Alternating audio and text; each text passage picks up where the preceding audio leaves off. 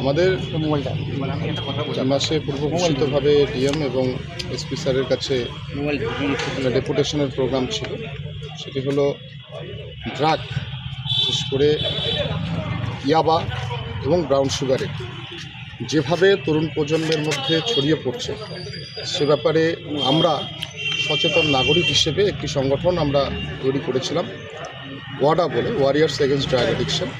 তারই এটা ঘোষিত একটি কর্মসূচি যে প্রশাসনের দায়িত্বটুকু যদি তারা পালন করেন, আমরা আমাদের মতো করে যতটুকু সচেতনতামূলক অনুষ্ঠান, প্রোগ্রাম, খেলাধুলো এগুলোর মধ্যে ছেলেদের ইনভলভ আমরা করতে পারি, যাতে তারা নেশা থেকে বিরত থাকে, সেটুকু দায়িত্ব আমরা পালন করব।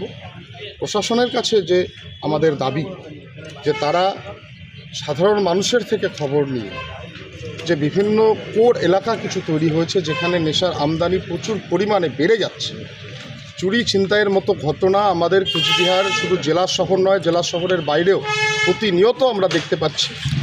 ইয়ং ছেলেরা চুরি ছিনতাইয়ের মতো ঘটনার সাথে যুক্ত হয়ে পড়ছে শুধুমাত্র এই কারণে ধরা পড়ার পর জানা যাচ্ছে যে তারা কোনো না কোনো নেশার পয়সা জোগাড় করবার জন্য, বিশেষ করে নিষিদ্ধ নেশা যেগুলো ইয়াবা, ব্রাউন সুগারের মতো নেশা মধ্যে তারা পড়ে গেছে।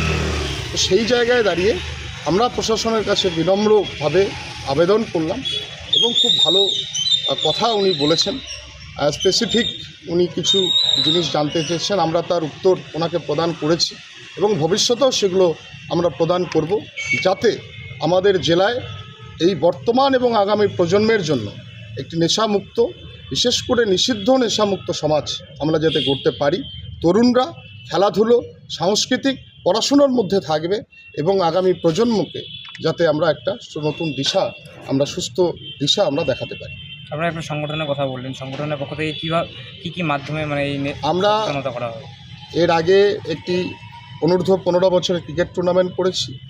আগামী 2 তারিখের আমরা একটা পূর্ব ঘোষিত আমাদের একটা প্রোগ্রাম ছিল, সেটা এজিটেশন প্রোগ্রাম হবার কথা ছিল, কিন্তু আমাদের জেলায় ডিএম স্যার এবং এসপি স্যার দুজনই কিছুদিন হলো তারা এসছেন। আমরা এজিটেশন না করে আগামী 2 তারিখ আমরা একটা ম্যারাথনের প্রোগ্রামের আয়োজন করব, যাতে তরুণ প্রজন্ম এতে অংশগ্রহণ করতে পারে। আমাদের উদ্দেশ্য তরুণ প্রজন্মকে মাঠে নিয়ে আসা, তরুণ প্রজন্মকে আনন্দদানের জন্য সাংস্কৃতিক যাতে ব্যাপ্তি ঘটানো যায়, তাদের মধ্যে আনা যায়।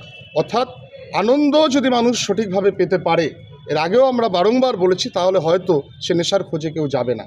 সে আনন্দ দানের জন্য, সেটা খেলাধুলো হোক, সাংস্কৃতিক দিকে হোক, সেটাতে যত বেশি সম্ভব তরুণ প্রজন্মকে ইনভলভ করা আমাদের উদ্দেশ্য এবং লাগাতার আমাদের এই অ্যাওয়ারনেস প্রোগ্রামগুলো আমরা চালিয়ে যাব, যাতে কুচবিহারের যুব সমাজ সুস্থ থাকে, সবল থাকে।